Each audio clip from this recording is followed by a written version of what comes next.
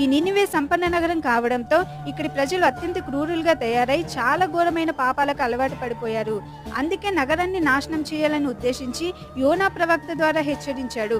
ఈ సమయంలో వారు పశ్చాత్తాపపడడంతో దేవుడు వారిని క్షమించి విడిచిపెట్టాడు.